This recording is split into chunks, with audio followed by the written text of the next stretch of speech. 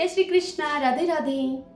आज मैं आपके समक्ष जीवंतिका व्रत की कथा, जिसे सावन के शुक्रवार के दिन कहा और सुना जाता है, जीवंतिका माता का व्रत किया जाता है, वह कथा आपके समक्ष प्रस्तुत कर रही हूँ, जिसका वर्णन स्वयं भगवान शंकर सनत कुमार से करते हुए कहते हैं। हे सनत कुमार, इसके बाद अब मैं शुक्रवार व्रत का तुमसे आख्यान कहूंगा, जिसे सुनकर मनुष्य संपूर्ण आपदा से मुक्त हो जाता है।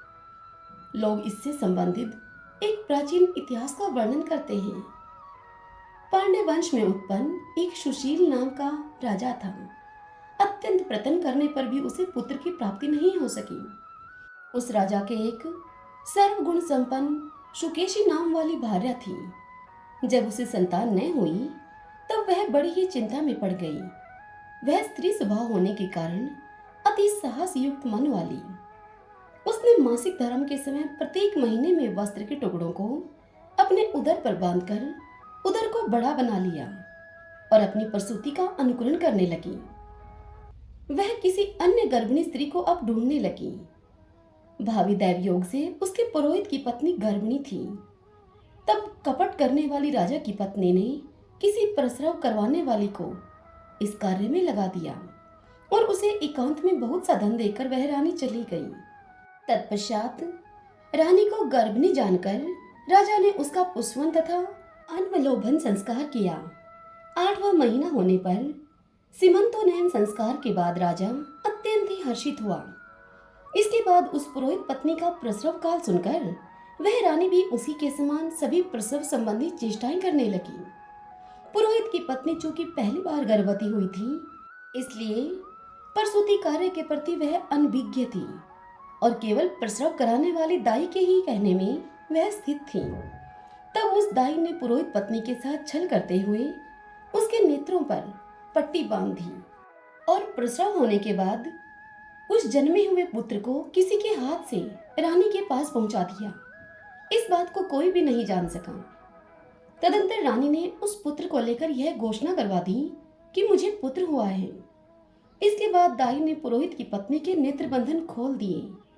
उसने अपने साथ लाए हुए एक मांस पिंड को उसे वहां दिखा दिया और उसके समक्ष आश्चर्य तथा दुख प्रकट करने लगी कि यह कैसा अनिष्ट हो गया। अपने पति से इसकी शांति अवश्य करवाना तुम। संतान न हुई तो भले ही मत हो, किंतु यह अच्छा हुआ जो तुम अपने भाग्य से जीवित रह गई। इस पर उस पुरोहित पत्नी को अनेक प्रसव के स्पर्श चिंतन से बहुत संदेह हुआ।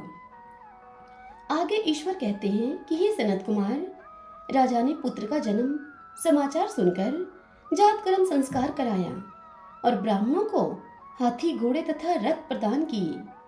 उन नरेश ने कारागार में पड़े हुए सभी कैदियों को प्रसन्नतापूर्वक मुक्त करा दिया। तत्पश्चात राजा ने सूतक के अंत में नामकरण तथा अन्य सभी संस्कार किए। उन्होंने पुत्र का नाम प्रियव्रत रखा। हे सनत कुमार, श्रावण मास के आने पर पुरोहित की पत्नी ने शुक्रवार के दिन भक्ति पूर्वक देवी जीवंती का पूजन किया।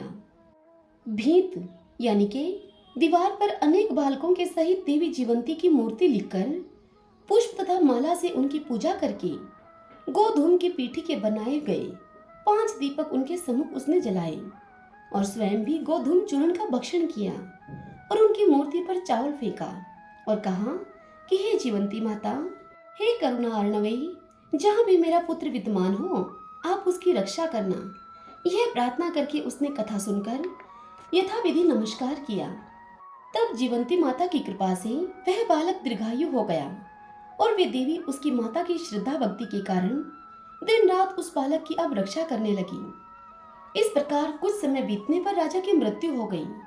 तब पितृभक्त उनके पुत्र ने उनकी पारलौकिक क्रिया संपन्न की। इसके बाद मंत्रियों और पुरोहितों ने प्रियव्रत को राज्य पर अभिषिक्त किया। तब कुछ वर्षों तक प्रजाओं का पालन करके तथा राज्य भोग कर वे पितरों के ऋण से मुक्ति के लिए गया जाने की तैयारी करने लगे। राजा का भार वृद्ध मंत्रियों को भक्ति पूर्वक सौंपकर और स्वयं के राजा होने के भाव का त्याग करके उन्होंने कार्पटिक का वेश धारण कर लिया और गया के लिए प्रस्थान किया। मार्ग में किसी नगर में किसी गृहस्थ के घर में उन्होंने निवास किया। उस समय उस गृहस्थ की पत्नी को प्रसव हुआ था। इसके पहले षष्ठी देवी ने उसके 5 पुत्रों को उत्पन्न होने के 5वें दिन मार डाला था। राजा भी उस समय 5वें दिन ही वहां पर गए हुए थे।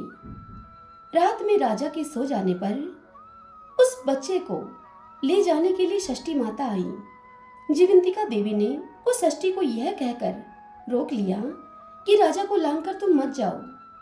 तब जीवंतिका के निषेध करने से वह षष्ठी माता जैसे आई थी वैसे ही चली गई।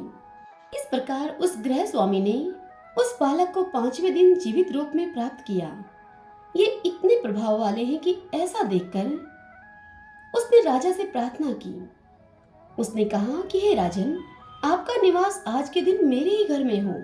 हे प्रभु, आपकी कृपा से मेरा ये छठा पुत्र जीवित रह गया है। उसके इस प्रकार प्रार्थना करने पर करुणानिधि उस राजा ने कहा कि मुझे तो गया जाना है। तब वे राजा गया के लिए प्रस्थित हुए। वहां पिंडदान के लिए राजा प्रवृत्त हुए। तब पिंडदान के समय विष्णुपद अर्थात वेदी पर कुछ अद्भुत घटना हुई। उस पिंड को ग्रहण करने के लिए 2 हाथ निकल आए। तब महान विस्मय युक्त वे राजा संशय में पड़ गए और पुनः पिंडदान कराने वाले ब्राह्मण के कहने पर वेदी पर पुनः पिंड रख दिया। इसके बाद उन्होंने किसी ज्ञानी तथा सत्यवादी ब्राह्मण से इस विषय में पूछा। तब उस ब्राह्मण ने उन राजा से कहा कि ये दोनों हाथ आपके पितर के थे। इसमें संदेह हो तो घर जाकर अपनी माता से पूछ लीजिए, वह आपको सब बता देगी। तब राजा चिंतित और दुखी हुए और मन में अनेक बातें सोचने विचारने लगे। वे यात्रा करके पुनः वहां गए जहां पर वह बालक जीवित हुआ था।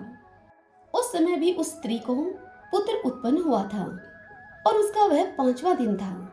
वह जो दूसरा पुत्र हुआ था उसे लेने के लिए रात में षष्ठी आई थी। तब जीवंतिका के द्वारा पुनः रोके जाने पर उस षष्ठी माता ने उससे कहा कि इसका ऐसा कृत्य है अथवा क्या इसकी माता तुम्हारा व्रत करती है जो तुम दिन रात इसकी रक्षा करती हो। षष्ठी माता का यह वचन सुनकर जीवंतिका माँ ने धीरे से मुस्कुराकर इसका संपूर्ण कारण बतला दिया। उस समय राजा शयन का बहाना बनाकर वास्तविकता जानने के लिए जाग रहे थे। अतः उन्होंने जीवंती और षष्ठी माता दोनों की बातचीत सुन ली। जीवंती ने कहा कि हे षष्ठी, श्रावण मास में शुक्रवार को इसकी माता मेरे पूजन में रत रहती है और व्रत के संपूर्ण नियमों का पालन करती है। वह क्या करती है वह सब मैं तुम्हें अभी बतलाती हूँ। वह स्त्री हरे रंग का वस्त्र तथा केंचुकी यानी कि चुनड़ी नहीं पहनती और हाथ में उस रंग की कांच की चूड़ी भी नहीं धारण करती। वह चावल के धोने के जल को कभी नहीं लांघती, हरे पत्तों से बने हुए मंडप के नीचे नहीं जाती और हरे वर्ण का होने के कारण करेले का शाक भी वह नहीं खाती है। यह सब मेरी प्रसन्नता के लिए वह करती है, अतः मैं उसके पुत्र को नहीं मारने दूंगी। यह सब सुनकर राजा प्रियव्रत अपने नगर को चले गए। उनके देश के सभी नागरिक स्वागत के लिए आए। तब राजा ने अपनी माता से पूछा कि हे माता, क्या तुम जीवंतिका देवी का व्रत करती हो? इस पर उसकी माता ने उससे कहा कि मैं तो इस व्रत को जानती भी नहीं। तत्पश्चात राजा ने गया यात्रा का समुचित फल प्राप्त करने के लिए ब्राह्मणों तथा सुवासिनी स्त्रियों को भोजन कराने की इच्छा से उन्हें निमंत्रित किया और व्रत की परीक्षा लेने के निमित्त सुवासिनियों को वस्त्र, कैंचुकी तथा कंकन भेजकर उन्हें कहलवाया कि आप सभी को भोजन के लिए राजभवन में आना है। तब पुरोहित की पत्नी ने दूत से कहा कि मैं हरे रंग की कोई भी वस्तु कभी ग्रहण नहीं करती हूँ। राजा के पास आकर दूत ने उसके द्वारा कही हुई सारी बात राजा को बता दी। तब राजा ने उसके लिए सभी रक्त वर्ण के शुभ परिधान भेजे। वह सब धारण करके वह पुरोहित पत्नी भी राजभवन में आई। राजभवन के पूर्वी द्वार पर चावलों के धोने का जल पड़ा देखकर और वहां पर हरे रंग का मंडप देखकर वह दूसरे द्वार से गई। तब राजा ने पुरोहित की पत्नी को प्रणाम करके इस नियम का संपूर्ण कारण पूछा। इस पर उसने इसका हेतु शुक्रवार का व्रत बतलाया। उस राजा प्रियव्रत को देखकर उसके दोनों स्तनों में से दूध की बहुत तेज धारा निकलने लगी। दोनों वक्षस्थलों ने उस राजा को दुग्ध की धाराओं से पूर्ण रूप से सिंचित कर दिया। तब गया में विष्णुपदी पर निकले अर्थात वेदी पर दोनों हाथ निकले हुए जीवंतिका तथा षष्ठी दोनों देवियों के वार्तालाप तथा पुरोहित पत्नी के स्तनों से दूध निकलने के द्वारा राजा को यह विश्वास हो गया कि मैं इसी स्त्री का पुत्र हूँ।